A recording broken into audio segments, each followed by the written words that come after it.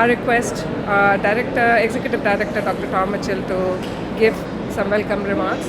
But I forgot to mention that I'm Ritu Bharadwaj. I'm the Director, Climate Resilience, Finance and Loss and Damage at IIED. So over to you, Tom.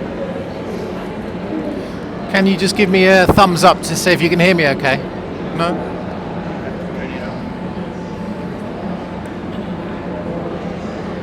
Does this work now? Perfect. All right. Sorry about that. So yes, as Ritu said, my name's Tom Mitchell. I'm the Executive Director of the International Institute for Environment and Development. Delighted to see you here today as part of this session.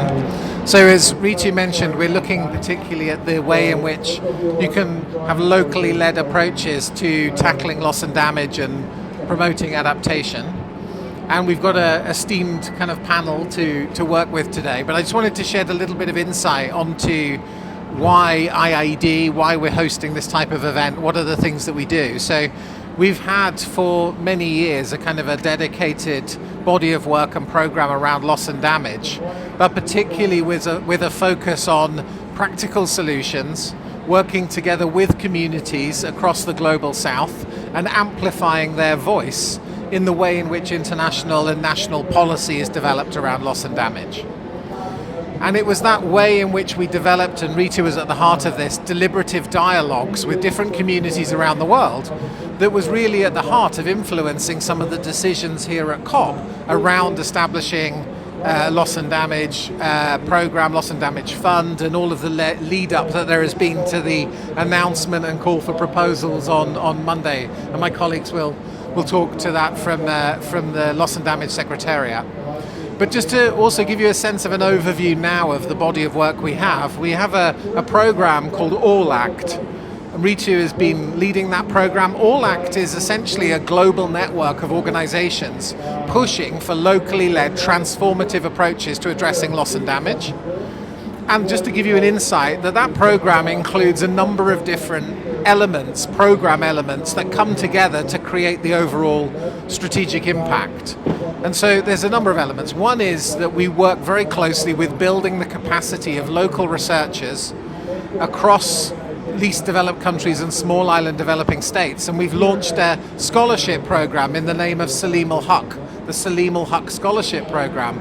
And for those of you who know Salim, he was absolute stalwart of the COPs, of bringing local voices into COPs, and sadly passed away 3 years ago. But we've launched the scholarship in his name, and the first group of scholars are coming through, and some of them are now part of the IPCC. So we're delighted to have that type of mentorship that has brought them on. And so really good element of the program. A second element, and probably one of the key focuses, is how we strengthen access to resources to tackle loss and damage at the local level, particularly through changing the way social protection mechanisms work. So we think, based on our research, that the cost-benefit analysis of using social protection mechanisms and enhancing them to tackle loss and damage is one of the most effective large-scale ways. And we have a program called Aspire. It's doing research already in 8 countries about how practically you can use those social protection systems to address loss and damage.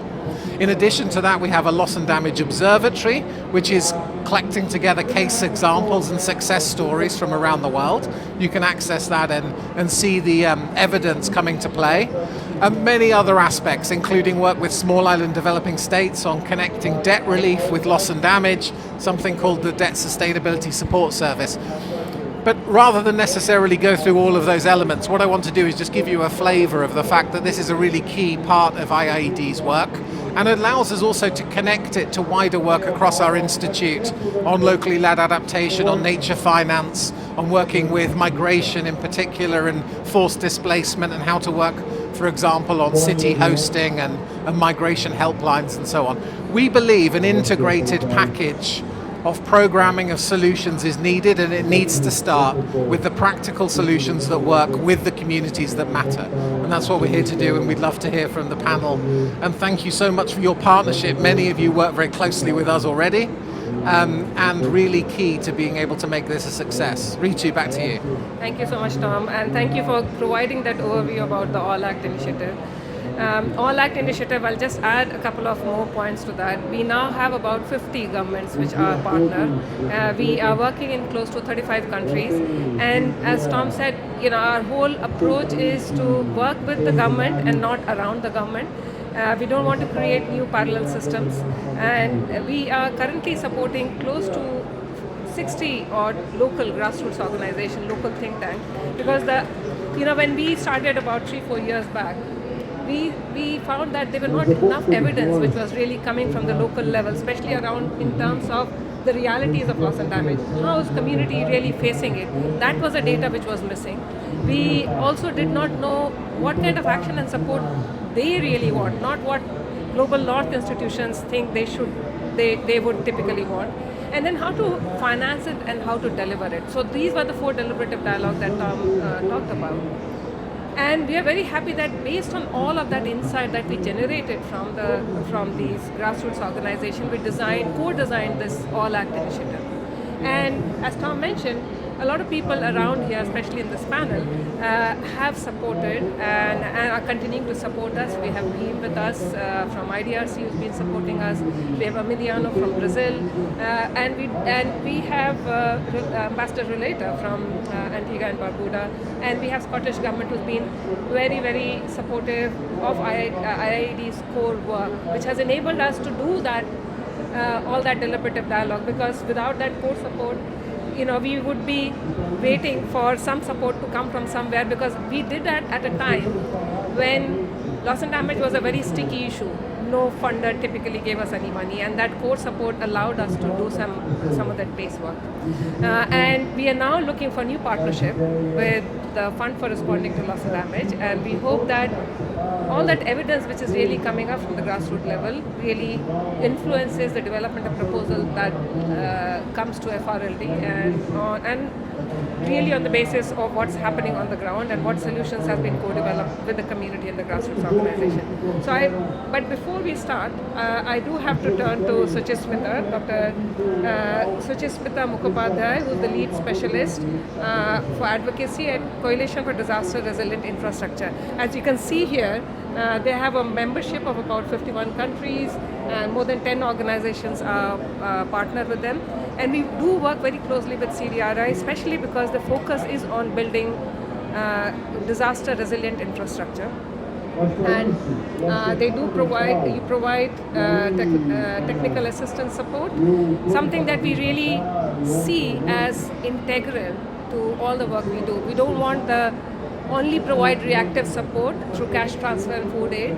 We do want to create resilient infrastructure that enables the communities and the governments to deal with and not be exposed to that impact of recurring disasters again and again. So over to you, Suchismita, especially to understand from you what the DRI agenda really is and how it can support the efforts around loss and damage. Thanks, Ritu. Thank you very much. So, as Ritu mentioned, I will be talking about resilient infrastructure. We think about infrastructure only when it fails, mostly when it's in the news, when the road is inundated, when the airport is non-functional, when there's a power blackout. That's when we start thinking about infrastructure, and that's when we actually get to connecting it with how important it is really to lives, livelihoods, to your business continuity, the services, practically everything. So our job at CDRI is basically to advocate for the importance of integrating resilience considerations into your planning processes, whether at the national level, at the urban planning level, at every level. We need to now start thinking of integrating these considerations. What CDRI does is to work with our member countries and beyond to provide the technical assistance, to provide the know-how, to generate the evidence, to understand why there is a resilience dividend, why it might seem like a cost today, but in the long term, investing in resilience right at the beginning really saves your costs at the stage where there is recovery and reconstruction.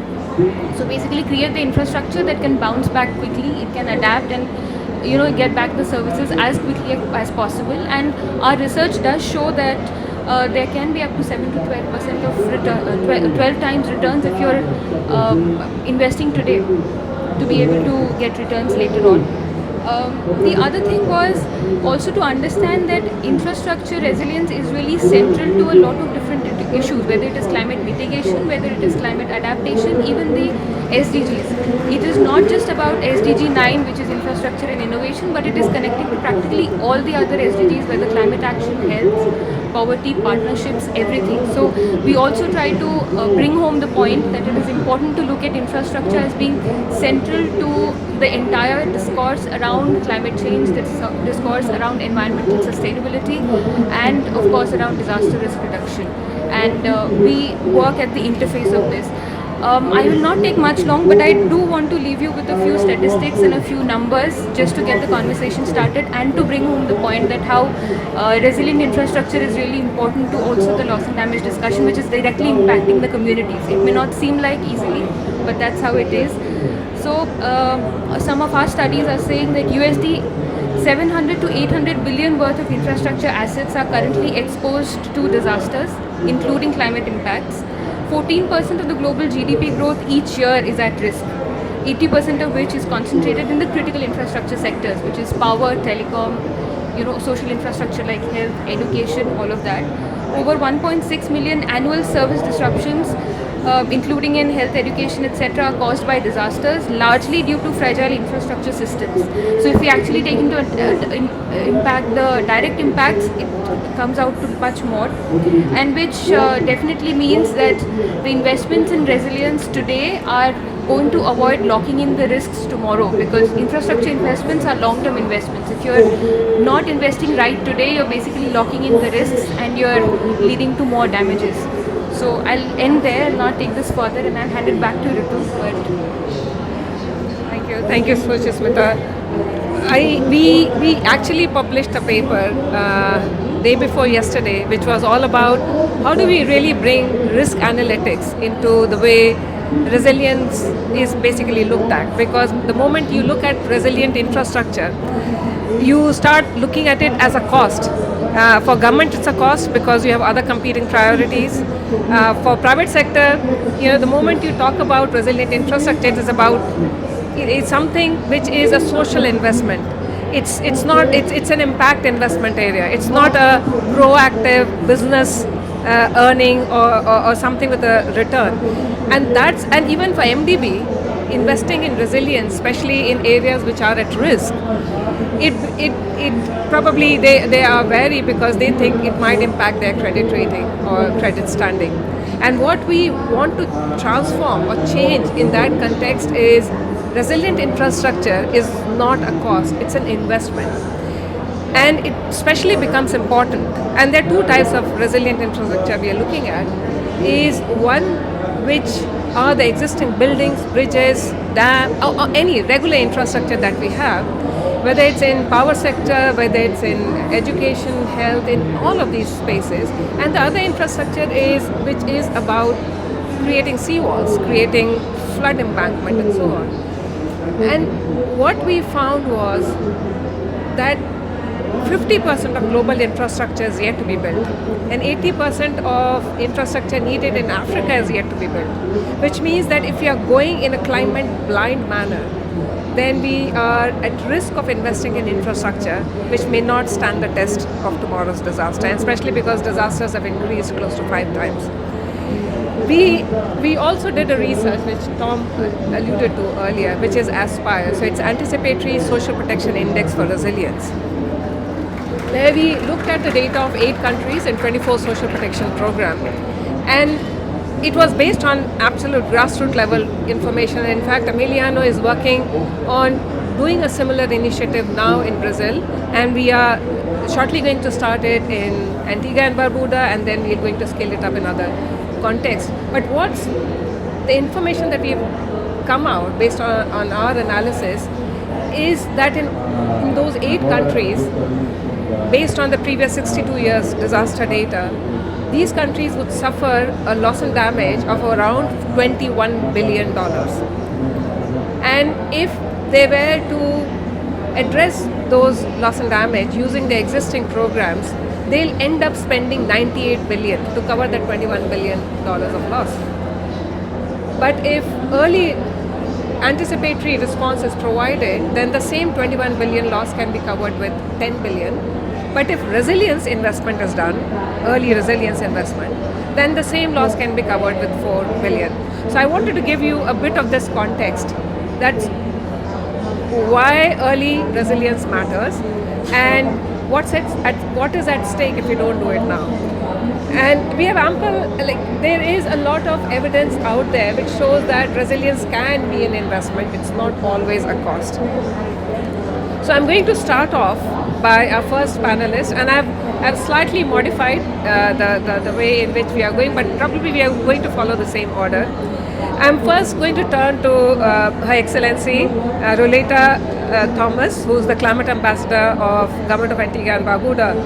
And who would know it better than Antigua and Barbuda, a small island state which is battered by one cyclone after another, and with every cyclone, every disaster event, 50, 60, 70% of the GDP gets wiped out. So it will be good to understand from you later why you consider building resilience, and especially locally led resilience measure is important to addressing some of that loss and damage that countries like yours face. Thank you very much, Ritu, and good morning to my fellow panelists. I'm from Antigua and Barbuda. I was born and raised in a protected area, and my background is in natural resources management. I'm giving you some background because I want you to understand where I'm coming from in what I'm talking about. Very quickly, I realized that nature does not need us. It just needs us to leave it alone.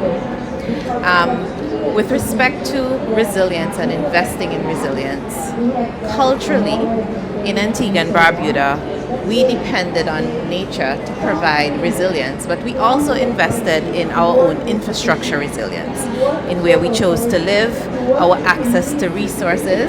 So our economic activity was access to those resources, and we built in a way that allowed us to be resilient to the types of impacts we were facing at that time. So it's not that we didn't face impacts, but we built in a manner that was resilient.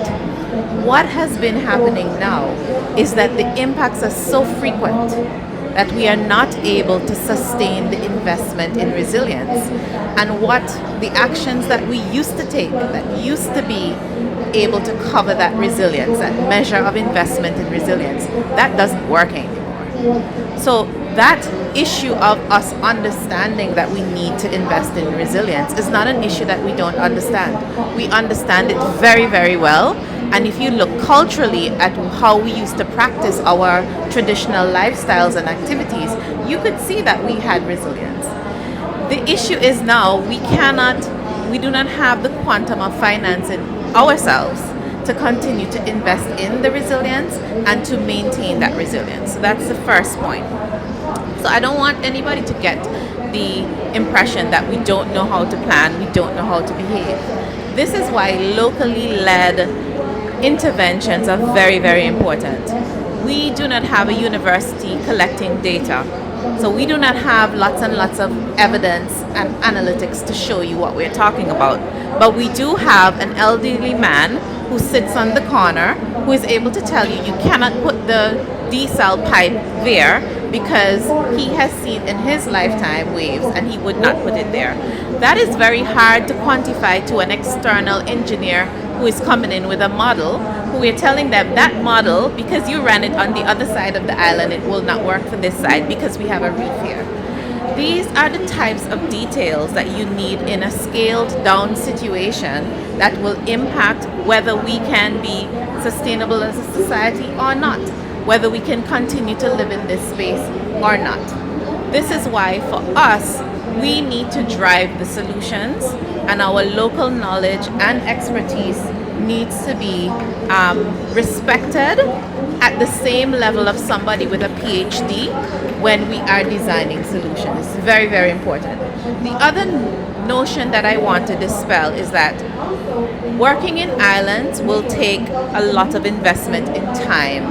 It's not as simple as taking a database and slapping onto everybody. We are very, very different. And the cultural acceptance of some resilience measures, because we know what worked for us and we have invested in that in the past, is critically important. Also important in the structure and fabric of our society is the societal resilience, and the relationships between community support systems, which also has to be worked into that loss and damage scenario. At this COP, I am reflecting on Jamaica and Melissa. And for you to understand that there are over 22 communities that have not been accessed in Jamaica so far because one road that led to that community is cut off. So the death tolls that you're seeing now are grossly underestimated.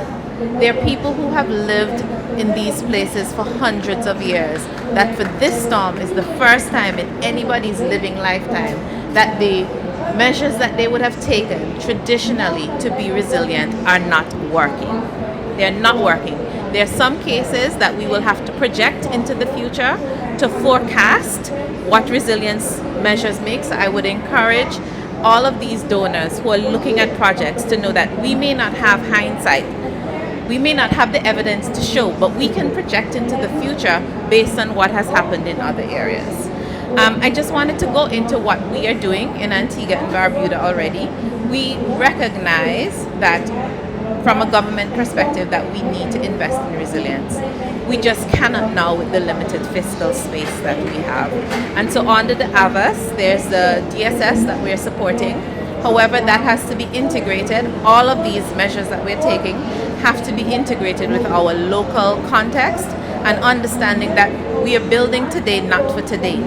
We are building today for 50 years from now, because if you do not allow us that 50 years to recover and move from just survival to prosperity, we'll never get out of this disastrous loop that we're in. Thank you so much, Ambassador, and very well said. Who else can capture that thought better than you? And one point that you really was really important there was, with every 24-hour passing after a disaster, the casualty keeps going up, and that's why we need to invest in resilient infrastructure, and that's why the climate fund need to prioritize some of that, not as a cost but as an investment, something with a return. So I'm now going to turn to another government which has prioritized loss and damage at a time when no other government talked about loss and damage. Scottish government was the first to come up with an exclusive loss and damage fund, and more than that, that fund supported grassroots organization, enabled people to try out new practical, what Tom was mentioning, practical solutions for loss and damage. It'll be great to hear from you, Gillian, as to what are some of those measures, like some of the efforts that you have done, and what are some of the early learnings from that effort? I'm happy to talk about our Climate Justice Fund, and I think that's one of the reasons why I find it so important that Scotland is represented in places like COP, and we go all over the world talking about this, because we're not a state, we're a country, but we're a subnational government, and I've been talking throughout this whole COP about the climate action that subnational governments have been able to take, but also it's our responsibility, and it's open to us to have climate justice actions as well, and I think sometimes that's left too much to the states. So we're hopeful that with the learnings that we've got about our Climate Justice Fund and our Loss and Damage Fund, which was announced at the COP that we hosted in Glasgow, that we not only can evidence how it's worked and the things that it's actually done for communities who've suffered great loss and damage as a result of climate change implications, but we can also say you don't have to wait for states to do it, you can do it at subnational government level, and we obviously are involved in quite a lot of fora, like Under 2 Coalition and Regions 4 Coalition, talking to other subnational governments as well. So if I can just share you asked for some, how it's worked and the evidence, and I think that's one of the things that Scotland can bring. We've now got an evidence of a loss and damage fund that's not just been a pledge, it's actually been delivered on the ground, it's actually worked as well. We were very clear, though, that we wanted to send a strong signal that loss and damage should be additional funding for finance for mitigation and adaptation. They are very different things. And adaptation in particular, after what we just heard from my colleague here, adaptation in providing resilience cannot be eaten into by loss and damage. They're two separate things that we need to address. Of course, the Global South has been campaigning for decades in this, and we were very proud to be the first to announce it. We've been testing different approaches to distributing climate justice funding to find out what works, what communities need. We've been very, very clear that we need to actually have the asks of communities from the get-go. You know, again, we just had a demonstration of how important. If you don't do that, you're wasting your money, frankly. You know, you're wasting your time and you're wasting your money. Aside from all the other implications of how patronising and condescending that is, it's very important. If your money is going to work hard for you, it's going to work hard, it's going to actually have results. It needs to be, the community has to tell you what it is that they need. So in Malawi, female farmers used our support to combine indigenous practices with new approaches like winter cropping, and that meant that the families had an extra season of income and food security as a result of that. That's what they asked for. We facilitated that with funding in Zambia. People with disabilities came together for their priorities. They wanted new schools, water boreholes, food access points. They wanted to reinforce their houses with stronger materials so that they could withstand future shocks, and they could maybe not have to build back again and again and again. In Rwanda, they were very keen that everyone was involved in the meetings that were making decisions about how loss and damage funding was used, and they pointed to the fact that many people who had mobility issues or had sensory loss, they could not take part in meetings, so they were displaced and they were excluded and had no agency. So their programme wanted to make sure that everyone in their community were able to join in the meetings that made the decisions as well. And in Rwanda, disabled people and the elderly were paid to complete 600 hectares of terracing and planting over 370 trees. That not only provided employment to people that had, no access to income, but it also meant that they were able to basically build back a farming and agricultural system that could stand flooding and soil erosion for decades to come.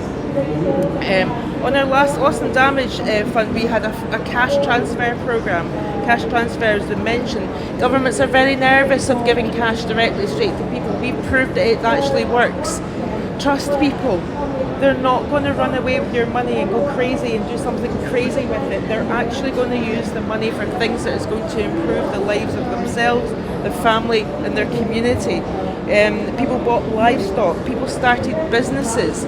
They weren't really asked to account for the fact, they wanted to build this particular business. I saw a great example of a guy who said he bought a DVD player and a widescreen television because he was starting up a cinema business. He was able to go around, areas and show football, so people were entertained and people paid him to do this. This is something that, I think people go, what, he bought a television? No, he started a business, a very resilient business as well. More children attended school, livestock ownership soared. Malawi had localised early warning systems such as community weather stations to monitor rainfall, soil temperature and wind speed as well, so that they could take action when they were able to have those early warnings to protect what they had. And disaster risk management plans were also revised to make them inclusive of the needs of the elderly and disabled people. This wasn't top down. This came from them saying, okay, give us the money to do this, and also give us the money to do lots of different things that you might think, why, what? But they worked, and we were able to sort of get people had notification on phones. The cash is now with you. Go, build, do, create, do what you need to with this money. And we've done a study and we've got analysis of what's worked. It's been published, I think just here, I'm just looking to my officials, so we were able to say to other sub-national governments and indeed national governments who don't have loss and damage programmes, have a look at our evidence. These were the programmes that took part. these were the resilience that was built as a result of loss and damage, where people were able to not just build back, but build back in a more resilient way. They were able to protect themselves against the shocks of weather or the economic shocks, but also the trauma that they had experienced as a result of devastation after devastation after devastation. And it didn't come from us. We just facilitated it by giving money and trusting people on the ground. And everyone was involved in those decisions. Thank you. And one can see the passion as you're speaking, because you're really invested in that, in creating that resilience, and you've witnessed what it has led to, and especially the fact that providing timely cash, timely money, and timely support, what that can lead to. So, as you were speaking, I could hear two types of intervention. One is providing early cash, just before or after disaster strikes, and you also invested in early warning system, but also building longer term resilience. So you can't just pick one and not do the other. So we need to work on both providing immediate support after a disaster strikes, and also investing in longer term resilience. So as you say, they can build back more resilient. And there are a lot of really good learnings that other funders can learn, but also we have a new FRLD announcement that has come out. So, but before I go on to GA, I'll probably turn to Annika, who's the Deputy Director General in Swedish International Development Cooperation Agency. You've heard what a country government wants. You've heard what a subnational government with a very small, I would say, pot of money, the kind of transformational impact that it has created. Would want to understand from you, hearing all of this, but I know CEDA has already been in this space for a very long time, supporting grassroots organizations, supporting LLA, and so on. What is your donor priority, especially in terms of building locally led resilience and adaptation, and something that helps people deal with loss and damage? Thank you, and very interesting to listen to some of the partner perspectives, partner country perspectives. I think that what Sweden is trying to do together with our partners at the local level, the national level and the global level is of course to base our support on what people are asking for at the local level. But how do you do that? How do you know that the people that you speak to are the ones that are presenting the ideas that the village or the community is interested in? So I think we start at the village level, we go up to perhaps the county level, the regional level, the national level, including ensuring that we include women, men, the elder, young people in the discussion, and then basing the dialogue on what the needs are in that specific situation, but also what the risk assessment is from that specific community. And I think it was very interesting to hear that most knowledge is already there. So, but what we can do is to add, of course, knowledge from other parts of the world. There is so much experience. We can also add financial mechanisms which can bring on board new technology or innovations, but always adapted to that specific local situation. We can ensure that other global entities or other governments are, become more interested in supporting with financial structures those specific community needs. We can also ensure that civil society is thriving across, for example, a country or a region, to make sure that also the grassroots organizations are part of the discussion, to try to increase the amount of people that can actually be part of the transition and the solutions. But we also know that without the social protection system, without the child protection system, without the disaster risk management system, which is also linking the community level to the national protection system, it will be ever so hard for people at the local level to not only survive, but also to develop their community. So I think Sweden is trying to, through its development cooperation, to on one hand ensure that people can take part, that people are listened to. On the other hand, that the technology that might be good in many cases to use is used and is accessible at a cost which is affordable, but also to link the local and the national level to other actors across the world who can provide other solutions and also ensure that perhaps the private sector's assessment of investment is that where the risks are decreased, so that at least the perception of risk will be handled, and that people at the local level also can access credit. Because I think that, as all of us know, that people with resources, people with education, people with a voice, they will find solutions at the local level. So I think this is true for agriculture or energy or for infrastructure, all of it. So that's where Sweden is trying to increase its support. And I think we have a lot of very good examples, and I just mentioned very shortly one example from Kenya where I used to be working until this year, which is the FLOCA program, which is the locally led climate adaptation program, where Sweden together with the World Bank and FCDO and others have supported an integrated system across the country where communities and counties are basically explaining their priorities and their needs, and then we're trying to match the financing of those needs across all different sectors, but to combat climate change and to create sustainable solutions. Thank you. Thank you so much, and I feel really proud that IIED was part of that FLOCA initiative, and one of my colleagues, Flo, I think she was Flo and said was very engaged with that. But what really struck from what you mentioned was that we need to invest in a whole of a systems approach. We need to invest in technology, we need to invest in capacity, research, and all of that. And one thing based on my experience of, is it just me or? Okay. So one thing which we have really learned from our All Act initiative in the last 2-3 years is we do mention some of the innovative aspects of climate resilience, adaptation measures being done here and there. And I was struck by what Relator mentioned, that there is so much which is already happening on the ground, and we don't know because they're not documented. They never reach these platforms at international level or even at the national level. A lot of people don't know.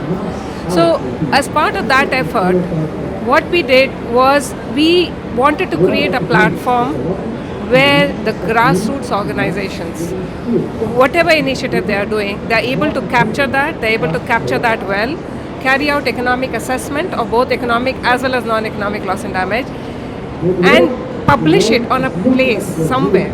Because we talk to so many, not the local universities still get an avenue by which they publish, but you look at local think tanks, grassroots organizations, they have no platform, and they say, oh, we have such a good case study, we have done this.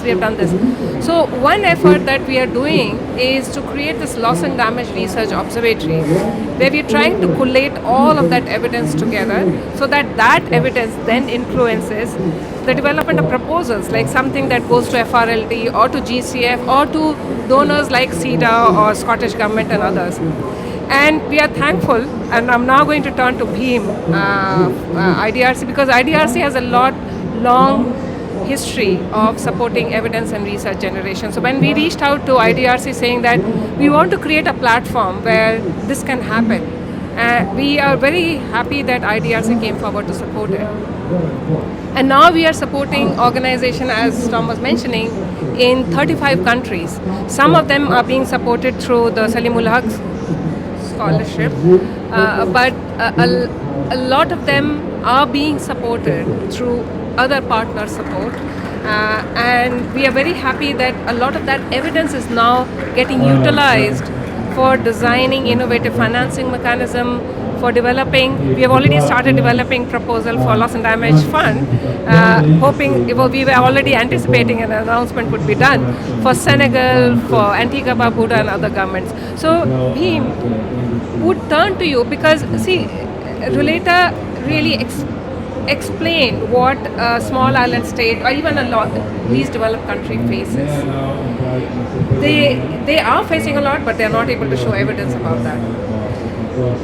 So how is IDRC, of course you are supporting us, but generally how is IDRC really helping generate a lot of that locally led? We keep talking about locally led adaptation and we keep saying locally led research. So how is IDRC supporting that locally led research and providing a platform where they could influence national as well as international policy discourse? Thanks, Ritu. So, as you rightly pointed out, IDRC is a research funding organization based in Canada. So, if you look at our entire research portfolio, 90% of our research work pretty much in the local, because we work with local policy think tanks, local government, university, and research institution. So this is a kind of our DNA. I was so glad to hear Ambassador, when you say the local knowledge is already there, but we hadn't really able to use that knowledge at the required level, how this knowledge can make a business case for investment in many of these areas. So right now we have two kind of loss and damage related projects. One Ritu already mentioned. This is looking more on the economic and non-economic loss and damage. And the first one we started back in 2023 with Salim Haq, when he was still with us. It was, the more emphasis was on some of the knowledge I think you mentioned. We really need to document the knowledge, what is available there. And how we can synthesize that knowledge in a way that, that is going to help the policymakers. So we have like a 3 case study just completed. One is from Bangladesh, where we're looking what this loss and damage cost looks like in this particular 3-4 areas of the coastal village. So one thing we came to know that there is already an adaptation limit. I think we need to talk that. It's little academic, but there is nothing to elaborate right now because we have already reached the both hard and soft adaptation limit. Because there was a village in Nepal, for example, the entire village was washed out by the flooding in 2023. So there's nothing you cannot mitigate. There's nothing to mitigate. Adapt as well. So I think this is one of the very strong kind of point that came out from that case study. And like Bangladesh, you look at all this coastal erosion, salt water intrusion, and there's a whole bunch of non-economic issues as well. One case study was finding that there's a huge amount of skin disease of the girl child, and they're getting darker, and it's very difficult to get married, because in South Asia, if you're darker, it's very hard to find the partner who will like to marry you. So you have a whole bunch of this very, very local, very typical issue. We haven't been able to tell that story the entire world. So that was one very striking example to me. And second, if you look at the whole entire Bangladesh, they are already investing about $3 billion for the loss and damage kind of related work, which is already putting a lot of pressure on this domestic finance because obviously there is a whole bunch of debt issue. So the one example I was just particularly looking at if you want to resettle like one household climate refugee, it costs about like $7,000. So just like settling one household, like to separate place, you're talking about $7,000. So if you talk about entire village, I think that we're talking about huge amount of money here. So that's some insight I think we gain. What is the magnitude of finance we're talking about? What is required at the local level to address the challenges? That's the one. And second, same case in the Vanuatu, because we work in the very small island kind of area. It's called Imau Island, where I think the whole entire village was wiped away back in 2023 by a huge cyclone. And then, obviously they have to resettle these people. And there is a small village within this island. So, to resettle this village to other place, they're estimating almost I think it was $10,000 like one house to resettle to other place. So again, I think because what we've seen that this kind of knowledge is very, very important for us to highlight and really synthesizing that knowledge so that I think policymakers can act with. We have same case from Nepal, like back in 2023, there was huge flooding, and that was our entire, one big village, and the loss was around $52 million, which is really huge for the small country like Nepal. It's a very agriculture-based economy. there is not much going on in terms of like a job, employment kind of thing. And the government was planning giving like $5,000 per his household, but finally I think they ended up getting $300 per household. If you look at the loss, around like a $10,000 loss for each household. So what I'm trying to say here is that if you look at all the what is happening at the local level, again the magnitude of finance required. So this is not there. So what we're trying to do here, we're really trying to collect that knowledge, and in a way that it makes a sense to policymakers, because we need to invest. It's not only about public finance; it's about private finance as well. How we can make a business case. So it's about collecting new data. We need more data actually to justify that. And there is also issue of attribution. Yesterday I was in a session. How you really go about justifying loss and damage finance, because there is a disaster angle of it. There is a slow onset, and you have a like a rapid onset as well. So it's about data, it's about attribution, it is about new knowledge, and also capacity as well, because we really need to build this capacity at the local level. How you bring those kind of knowledge, at the required level. So that's what I think we have been doing, really funding the research, building the capacity, promoting the South-South collaboration, and developing different kind of network. We are supporting so different kind of network. So it's really being kind of building the capacity of next generation of the professional researchers, so that they can really fight, they can really come to this kind of forum and make their business case. So that's overall what we do. So most of our work, 90% of our work in developing country, like mostly focused on the local kind of areas. So we don't do anything in Canada. So that's what I think IDRC is about, and we are there almost like 25 years. We funded like more than 30,000 maybe research activities around the world, all 3 continents.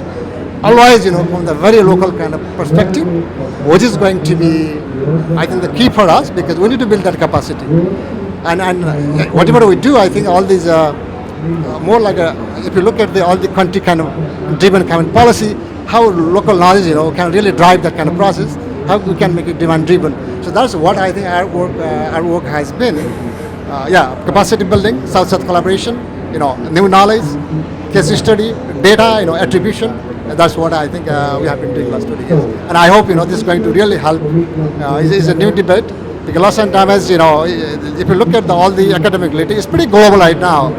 So I think we're really talking about, how local knowledge can be mobilized. So we really know, what is going to the country level, how country can prepare themselves if there is a huge fund coming from the, FRLD, for example. So how countries should be going about it, how we should be governing that fund. So that's the issue we are working on.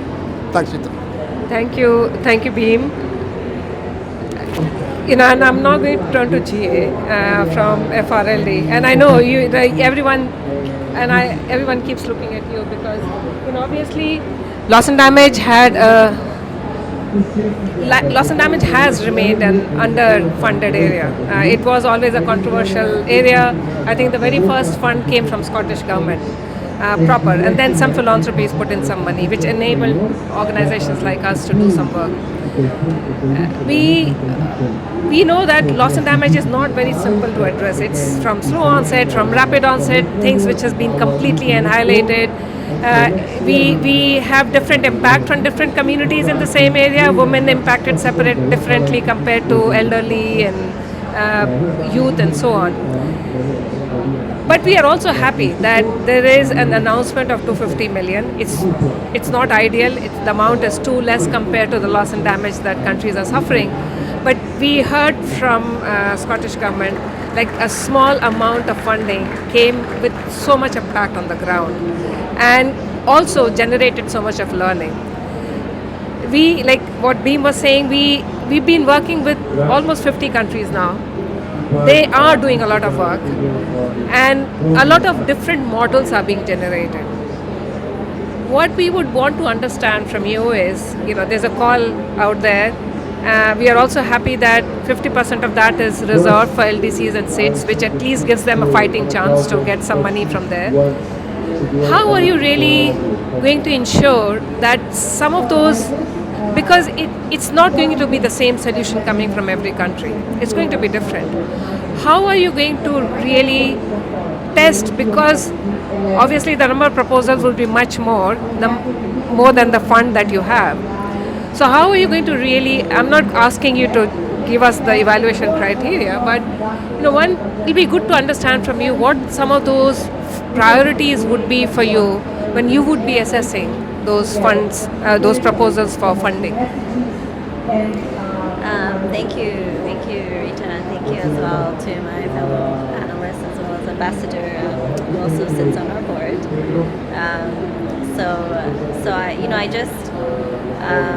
I think it's important, first of all, to acknowledge that the Fund for Responding to Loss and Damage is here today because of all of you, because of the countries and communities and civil society that fought for many, many years for this fund to exist. So I stand on the shoulders of giants, and the rest of the Secretariat Executive Director by no means do we think this is our own feat. The launch yesterday is an enormous progress that has shown that the fund is ready to deliver in the absence of having everything figured out. We are ready to support countries, but it is a celebration, I think, that goes beyond just FRLD as a fund. It is everybody that has been involved in this space that has contributed to us being able to launch. So I really wanted to start with that to say, we may be the face of this fund, but by no means are we the only ones that are engaged and care. Now with that said, the launch that we did yesterday was a very monumental moment, I feel, for the fund, but also for those that have been negotiating and advocating and fighting for this fund to be in existence. And in my experience, and I've worked across the various multilateral climate funds that we very frequently talk about, and I won't talk too much about them. But what I see the FRLD being is a very unique financial mechanism. And I'll first start to say it is the only one and single dedicated UNFCCC financial mechanism that is dedicated to supporting response to loss and damage. This is important because this fund was established with a different mandate, different intentions, and therefore its objective and its approach should be different. Now, one of the unique factors of this fund is, first of all, at the heart of the FRLD is the principle of bottom-up, country-led and country-owned approaches. And what this means in reality is actually something that's a very powerful message that starts from a place where we actually are stating that who are we to say we know what is needed on the ground? Who are we to dictate what is the structure of, what is the definition of how loss and damage should be responded to or addressed is actually not for us to determine or for us to dictate. So that wording of bottom-up, country-owned and country-led is something that we hold very close to every single policy, to every framework, to any modality that is proposed to the board for adoption. Now, I think, turning back to your question of, how will you prioritize, how will you assess, I actually believe, and just to introduce myself, I'm sorry, I should have started with introduction, but so I am the program manager for programming and country engagement, so I head the team that will be reviewing funding requests that are to be submitted to this fund. And of course, I hold the burden, I hold the pressure of everybody, looking at me, expecting some kind of answer or a direction of what will be approved as the first funding. And I think, for me, what I continuously tell my team and the team that hopefully will grow bigger soon is I'm not sure if we are the ones that should be determining the priorities. And I say that from a place of not trying to lose responsibility, but more I really feel the intention of the BIM is not for us to set a priority. It's for us to learn from the demand from countries. It's to learn from what countries are sharing to the FRLD. This is what we see as a priority need. This is what we define as loss and damage in our country context. This is what we have seen and heard and feel, and therefore please help us. And I think that intention is what I want to bring into any reviewer that is reviewing a request. We are not looking for the best written English essay or PhD thesis paper. That should by no means be any any element of assessing a proposal. We are not looking for the most robust technical, intellectual, or academic justification for how and why this fund should support. I think the board has made it clear in the establishment of the funding criteria that we are looking for three funding criteria. The first is country-led and country-owned approaches. Is this led and driven by the country? Does it show bottom-up processes, which includes communities and locally led driven approaches? Secondly, what are the results and impacts? Is it loss and damage? Or are we talking about disaster? Are we talking about humanitarian response? Are we talking about mitigation? So it's a very broad and straightforward criteria. The third is complementarity and coherence at the national level. So is this duplicating existing efforts? Is this financing a gap?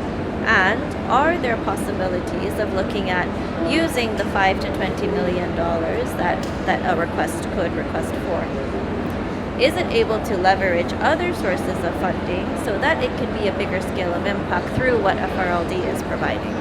So those are the three big areas, and I think, from the way that I look at it, and when these requests come in, I think a reality check that I've often told to the colleagues that I speak to is the first phase of this fund is only $250 million. The range of requests can come from $5 million requests all the way to $20 million requests. So if you do the math, it's actually not a massive number of proposals that could be approved in this first phase. So then, yes, the question could be, so then are you going to prioritize sectors or themes or countries? But for me, I think the bigger question is, well, when we receive all these funding requests, when we test the demand, then is that not a case to say, therefore this $250 million is never going to be enough?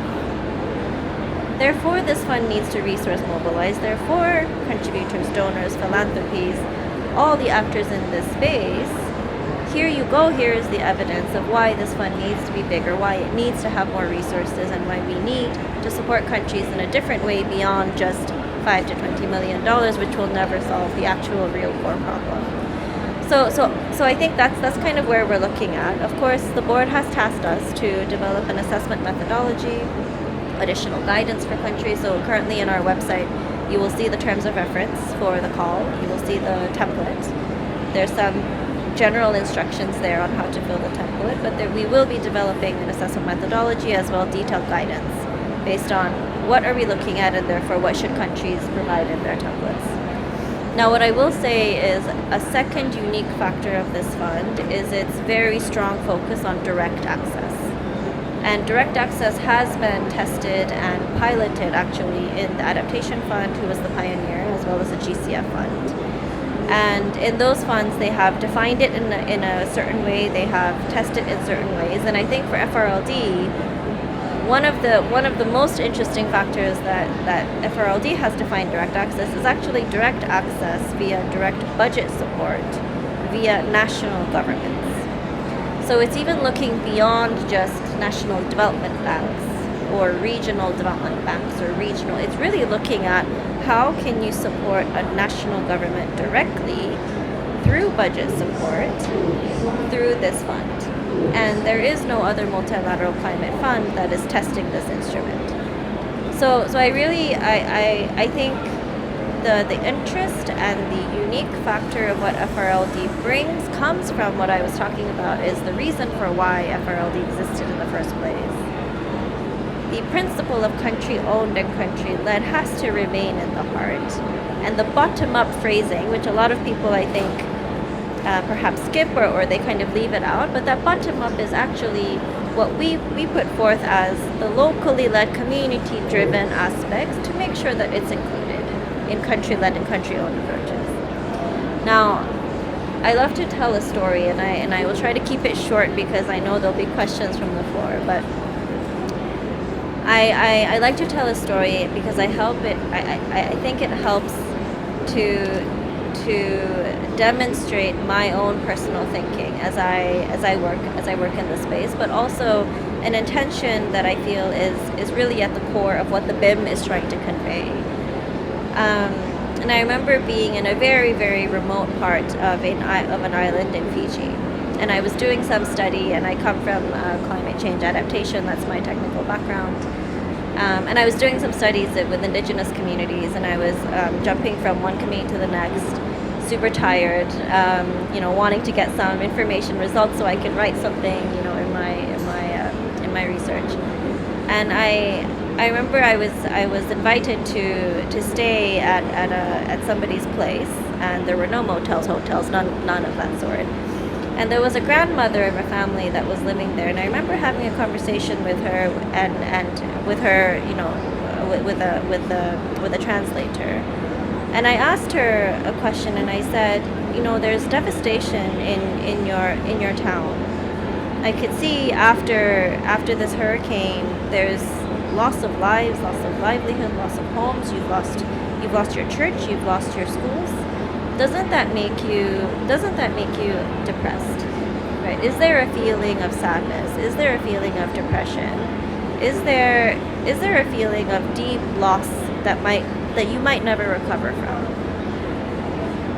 And the second question I asked her, and I'll get to you very quickly on what her response was. And the second question was, do you therefore feel the need for resilience, the need for adaptation, so that this doesn't happen again to your community? And what really shocked me was the first thing she said to me was, I'm not depressed, I'm not sad, I'm very happy. And that shocked me. And the second thing she said was, and I'm very blessed. I'm blessed to be alive. I'm blessed to have the ability to recover, and I know I will recover. The disasters that happen to us, I believe God has a reason that they are happening. And what do you mean by adapting? This is the way we live. And so she conveyed to me the stories of how this was not just one incident. I was seeing one incident that happened. For this was a lifetime of disasters, of climate events, and things that they don't call climate change. They don't call it adaptation. They don't call it resilience. But that has been what they have been living throughout their whole lives and through generations. And I remember that distinct shock of realizing perhaps I was wrong in thinking when I'm going to approach this community that's been devastated by a climate event, perhaps there will be some feeling of devastation emotion. Of course there is. But the ability to recover actually was not from an intellectual standpoint of, I will come and give you support and therefore let's recover together. It was, no, we will recover no matter. No matter what happens, we will recover. We have recovered and we are still resilient today. So when we talk about the money, the financing that needs to reach those that are most vulnerable, it is not in a way of we need to show them how to be resilient. We need to show what adaptation is. We need to build resilience, because that to me sounds you already know how it needs to look like, and therefore you want to see that, which was what my research had been doing. But it's really looking at actually, if they have the resources, if they have the financing, reach them, they will figure it out. The communities know best how to be resilient because they've been resilient for their whole lifetime. All they need is that financial support. So that element of making sure the finance reaches the ground should be just the form of the support reaching. But where we need the information and where we need the requests to come to us is, therefore, how do you then build a resilience as a community? What does loss and damage really mean? And responding to loss and damage is a vague term. How will you respond in your own way, in your country and community context? So I wanted to share that as the last element, because I feel that is really the spirit behind what the Secretariat hopes to do when we receive these funding requests, is not to look at it in a format of, does it fit this space? Is this an adaptation or is it not adaptation? Is it disaster risk management? Is it not? Is it humanitarian? Is it not? Perhaps that's not the point. Perhaps that's not the task, is to have a very clearly laid out top-down structure. Perhaps the task is to say, this is what the country needs, this is what they are experiencing. They have the ability to be resilient themselves. Communities just need the support. So this is something that I hope to see coming through our funding requests. Of course, it will be oversubscribed. 250 million is not going to solve our problem, but perhaps it will show the concept. it will show that perhaps this will work, and based on which we hope to build our long-term modalities, of course, with our board as well. So I'll stop here, and I know there'll be lots of questions, but yeah, thank you very much for letting us intervene. Thank you, Jay. In fact, I would want to ask you hundreds of questions around that, but it's really encouraging to see that, and I'm also happy that you mentioned those opening statements, because a lot of us fought really, really hard to see FRLD in the shape it is today. But the fact that you are not going to repeat the same issues and challenges and the barriers to access that couple of other funds had, I'm not going to mention them, and you are open to not being very rigid about those definitions around loss and damage and about resilience, about adaptation. In fact, it infuriates me. I am from a think tank, and somebody starts telling me, oh, what's the difference between displacement, refugee and migrant? I said, people have left their homes. Is that not sufficient? Why do you try to put them in particular bracket, or capital L, capital D, small l, small d? That it really belittles the kind of impact that communities are facing on the ground. But also the fact that loss and damage also occurs because adaptation is not optimally implemented, because they don't have funds to implement adaptation, and that's why loss and damage happens. I am going to turn to our last panelist, and there's a reason why I kept Emiliano last, is because he basically, like, there was a method behind this madness, I would say. Like, we brought together different perspectives on this panel. And why Emiliano here? Because he's doing something. Of course, I know Brazil is a developing country, and probably they can find, we are doing this work hoping that the government might fund it and other private sector might come in together, and that's also a prototype that we need to develop around loss and damage funding. Emiliano is from an organizer, director of Instituto Fome Zero. They are supporting the government in Brazil to see how they can use the existing social protection programs to design insurance pre-payout mechanism when a disaster strikes a community. And here they are looking not just at immediate relief, like, of course that's needed, cash transfer, food aid, all that is needed, because Bolsa Familia is one of the world's largest social protection program, but to also see how they can work with the farmers to build longer term resilience. So Emiliano, over to you. Thank you, Ritu. Thank you all for this very nice panel.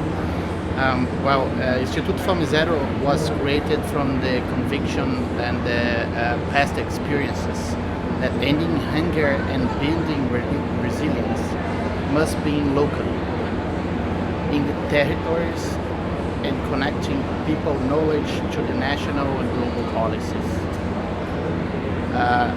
In Brazil and also in Latin America, communities have always been the real innovators for resilience for us.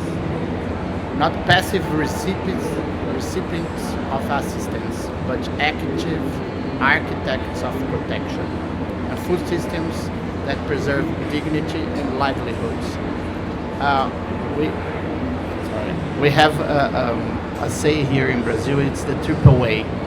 It's water, agua, shelter, abrigo, and food, alimento. So this is I see the key element for our policies. The evidence is clear. When social protection is connected to community infrastructure, such as water harvesting, food storage, and school kitchens, every dollar invested can save up to $5 avoided losses. There are two very good examples nowadays in Brazil. In the semi-arid in the northeast of Brazil, women's cooperatives are using early warning system tied to local grain banks and solar-powered systems. When drought alerts are triggered, cash transfers and food stocks are automatically released for them. In the Amazonian municipalities, the indigenous and riverine communities are operating floating gardens, solar cold chain hubs, and community boats to guarantee their access to the fresh food when the flood comes. These are good examples of anticipatory resilience in practice. Locally managed, inclusive systems that merge climate intelligence, social protection, and local infrastructure. They remind us that resilience is not only about finance or technology, it's also about governance, trust, and local participation. Using the Aspire tool and looking for the past examples, 4 lessons emerge. Early warning triggers must link meteorological and social data. Delivery systems must be flexible, and community-based assets should be built into every program. And the fourth, the multi-source finance, combining national budgets, climate funds, and local contributions is crucial for the long-term sustainability. With these elements, when these elements converge, the social protection becomes a platform for transformation, protecting lives while enabling productivity and inclusive development.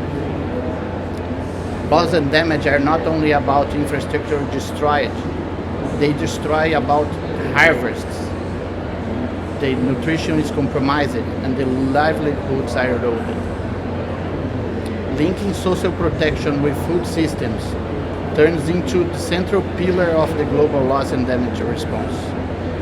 Our Zero Hunger experience here in Brazil shows that cash transfers, local food procurement, and participatory governance can work together. In these systems, incorporate anticipatory triggers and the resilience finance, they can function as the first line of defense, reaching people before the crisis escalates.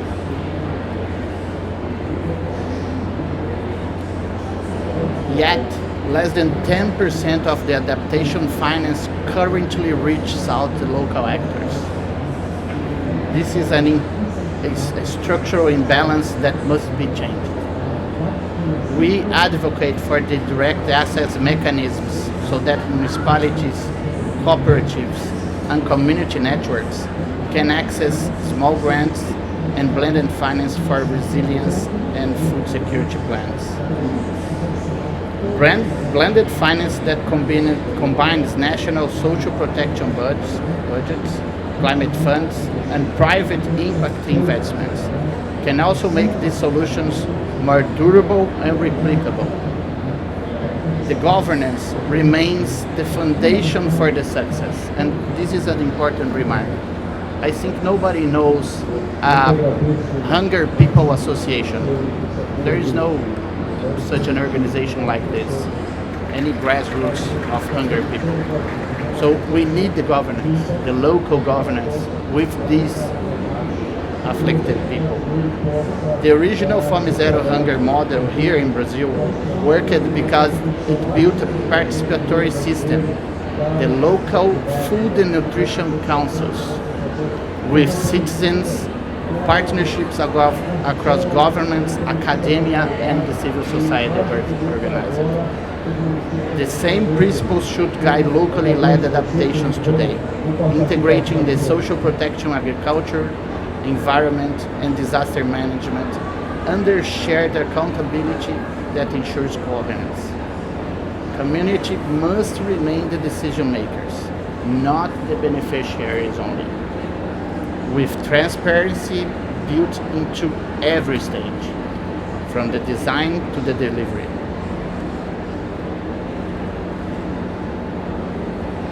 We also share with Rito, and we propose this contributing a joint learn platform to document the best practices and inform the future proposals of any kind of fund for manage the disasters to support this good practice replication. The message from the communities is simple. The resilience begins before anything. The anticipatory social protection and the local food systems are two sides of the same coin for us. One protects income and dignity, and the other sustains the nutrition and the livelihoods. Together they can turn loss and damage from an inevitable cost into a preventive challenge. And we can share this with you anytime, so thank you. Thank you. In fact, Emiliano is working with us on something called Aspire Roadmap. This is what we are doing with 8 other countries, which are mostly least developed countries and small island developing states. But we are now expanding it to countries like Brazil, Mali, Somalia, because we want to come out with different prototypes of how loss and damage funding can be done. We, of course, FRLD funds from there can become catalytic. But we're also looking for philanthropy money. We are also looking to tap into private sector money. We're looking to tap into insurance sector money. And unless we create different prototypes and models, we'll never be able to meet all that funding requirements that's required for loss and damage. So I'm really thankful to all our panelists. All of you brought in such great perspective. And even though we may not have the best of participants here, but we are hoping that we have recorded this and we'll put it out with your permission online so that it then influences the thinking, because the kind of perspective that all of you have brought, it's different category of issues that need to be brought around the table to collectively address, even though we are talking about bottom-up, locally led, but we need different actors to come and support that locally led. And I believe we had that different kind of actors present on this panel today. So thank you so much for your perspective. I'll just take one final, I think we are already like 5 minutes beyond. I will request you for one final photo op, but yeah, Beam, go ahead. Just one quick on the, what we have seen from the research, there's a strong gender implication on the loss and damage kind of side, yeah, because men and women are impacted differently. So that we have seen in Vanuatu, there's a lot of mental kind of, stress the women are going through. So there is a strong gender kind of lens of it that came out from our research, and I wonder, how we really go about even loss and damage from, how we're going to take care of the gender issue, which we have seen quite clearly actually, because women are more affected than the men, either in terms of mental health or in Vanuatu, there was a special plant, they made the handicrafts by women. So anyway, that's something I think we have seen that came out very strongly in our research, and something I think for us to discuss. I know. So Beam, I think we are already through with our time. But if you allow, I think all of us needs to give a round of applause to all our panelists. Thank you so much for joining us and for your incredible inputs and insights.